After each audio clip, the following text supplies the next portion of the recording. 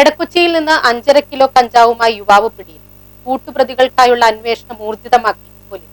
ഇടക്കൊച്ചിയിൽ Sienna college പരിസരത്തെ കുറ്റിക്കാട്ടിൽ നിന്ന് 5.5 കിലോയിലധികം കഞ്ചാവ് പിടികൂടി. സംഭവത്തിൽ ഒരാൾ അറസ്റ്റിലായി. സിയന്ന കോളേജിന് സമീപം കോരമംഗലത്തെ വീട്ടിൽ റിഫിൻ റോക്സൺ എന്ന 20-കാരനെയാണ് പോലീസ് അറസ്റ്റ് ചെയ്തത്. സിറ്റി കമ്മീഷണറുടെ നേതൃത്വത്തിലുള്ള സ്പെഷ്യൽ ഓപ്പറേഷൻ ഗ്രൂപ്പാണ് കഞ്ചാവ് പിടികൂടിയത്.